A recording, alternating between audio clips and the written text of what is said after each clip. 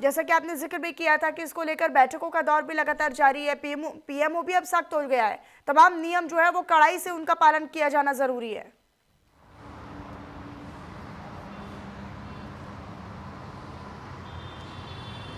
बिल्कुल, देखिए ये इसलिए किया जा रहा है क्योंकि हमने ये भी देखा है कि बीते दिनों में जो पोल्यूशन का स्तर जिस तरह से बढ़ा है उसमें ना केवल दिल्ली सरकार को घेराव जो है वो विपक्ष के द्वारा किया जा रहा है, बल्कि देखिए अब चाहे समाजवादी पार्टी हो या फिर कांग्रेस हो, हर कोई जो है लगातार ट्वीट्स पे ट्वीट कर रहा है और ये कह रहा है कि ये जो पोल्यूशन बढ़ रहा है इसकी वजह से लोगों की जान क्यों खतरे में डाल रहे हैं। और ऐसे में आप देख रहे होंगे कि जल्द ही जो है शीतकालीन सत्र शुरू होने वाला, तमाम सांसदों का जमावड़ा दिल्ली में रहने वाला है और संसद की कार्रवाई शुरू होगी। और इससे पहले जो है तमाम नेताओं के ट्वीट्स, तमाम नेताओं के जो बयान हैं दिल्ली के पोल्यूशन को लेकर जो है वो दिए जा रहे हैं। उनका कहना है कि बड़ी बड़ी बातों से और बड़े बड़े वादों से कुछ नहीं होता है, धरातल पर जो काम है वो दिखना चाहिए, दिल्ली वालों को पोल्यूशन से छुटकारा चाहिए।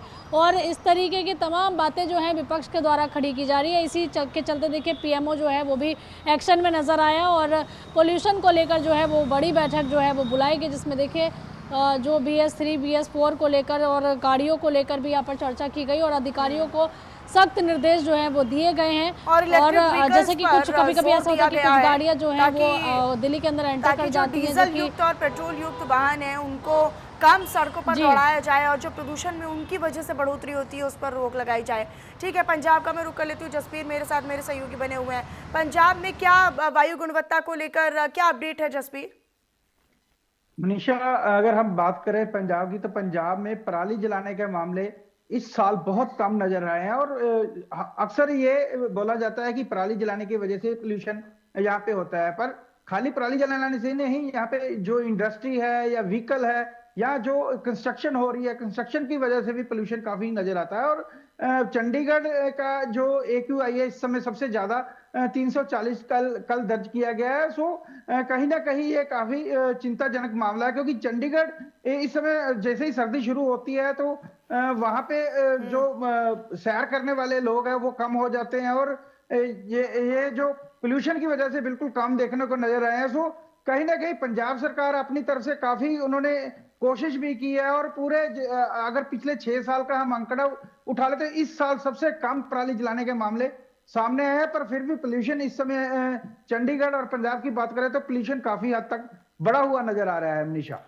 ठीक है, आप बने रहिएगा हमारे साथ। आंचल, बहुत शुक्रिया आपका इस तमाम जानकारी के लिए। अपनी नज़र आप बनाकर रखिएगा। जसबीर, एक बार फिर से आप ही का रुख करते हुए, क्योंकि जसबीर हम लगातार देखते हैं कि पंजाब और हरियाणा वो राज्य हैं जहां पर पराली जलाने से कहीं ना कहीं ये पहले कहा जाता था, आरोप भी विपक्ष की ओर से लगाए जाते थे, तमाम रिपोर्ट्स भी आती थी कि पराली जलाने की वजह से भी काफ़ी हद तक जो प्रदूषण की मात्रा है वो बढ़ती है दिल्ली NCR में।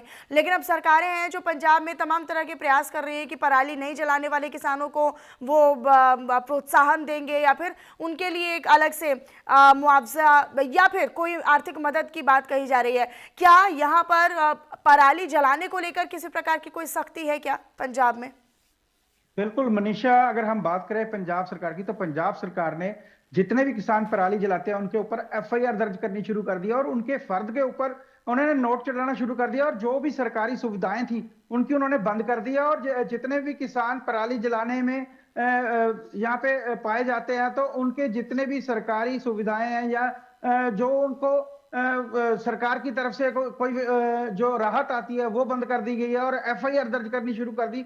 सो कहीं ना कहीं पंजाब सरकार ने उनके ऊपर सख्ती तो काफी की है और मामले भी बहुत ज्यादा कम हो चुके हैं, क्योंकि सिर्फ 455 मामले इस साल दर्ज किए गए, जबकि ये मामले पहले 1200 या 1300 पे ये आंकड़े आते थे। और अगर हम बात करें हरियाणा की, तो हरियाणा में तो बहुत ही कम, सिर्फ 100 मामले पराली जलाने के नजर आए हैं। हालांकि पराली जलाने के ऊपर सियासत जरूर की जाती है पंजाब में, पर इस बार जो पोल्यूशन हुआ पराली जलाने की वजह से नहीं हुआ। ये पोल्यूशन बढ़ते हुए व्हीकल की वजह से होता है और कंस्ट्रक्शन धड़ाधड़ हो रही है और जो फैक्ट्री हैं उनमें से भी पोल्यूशन निकलता है। सो कहीं ना कहीं पंजाब सरकार ने अपनी तरफ से बहुत कोशिश की है, किसानों को सजा देने की भी कोशिश की और किसानों को जो उन्होंने नई नई उनको सुविधाएं दी हैं, उनकी लालच भी दी है, जिसकी वजह से अब ये पोल्यूशन कम से कम ठीक है, पराली की कपिल वजह का से मैं रुख कर पोल्यूशन लेती नहीं हूँ एक हुआ। बार फिर से। कपिल, गाजियाबाद में किस तरह के प्रयास किए जा रहे हैं? क्या सड़कों पर पानी का छिड़काव जैसे तमाम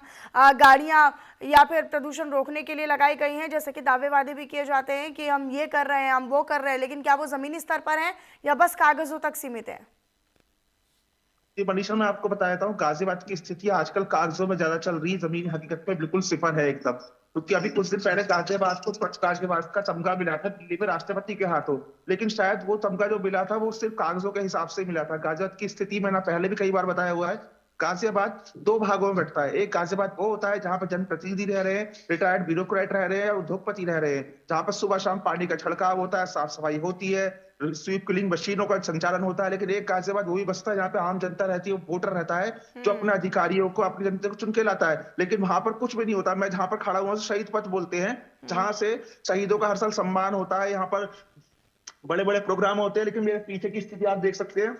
या धूल पड़ी हुई है, मिट्टी पड़ी हुई है, लेकिन मशीन, सफाई, कर्मचारी सब कुछ गायब है। अगर हम बात करते हैं अपने पड़ोसी देश की, 2010 से लेकर 2015 तक इससे बुरी स्थिति चीन के बीजिंग शहर की थी। लेकिन ठोस सरकारी कदम के चलते वहां पर इलेक्ट्रॉनिक व्हीकल को प्राथमिकता दी गई, वहां से फैक्ट्री हटाई गई, डीजल को पाबंदी करी गई, साफ सफाई पर ध्यान रखा गया। सबसे बड़ी बात कारपूलिंग वहां करी गई, तो वहां पे पॉल्यूशन बिल्कुल जीरो हो चुका है। लेकिन उसके लिए हम गाजियाबाद की बात करते हैं, दिल्ली एनसीआर की बात करते हैं, जबकि दिल्ली को विश्व की सबसे हरित ग्रीन कैपिटल का दर्जा मिला हुआ। उसके बावजूद दिल्ली की स्थिति हर साल नवंबर से लेकर जनवरी तक ऐसी खराब हो जाती है कि मानो आप डेली दिन में 40 से 50 सिगरेट पी रहे हो। जो भी कार्रवाई हो रही है गाजियाबाद हो या आसपास के क्षेत्रों, सिर्फ और सिर्फ कागजी कार्रवाई में चल रही है, जमीन हकीकत कुछ और बयां करती है।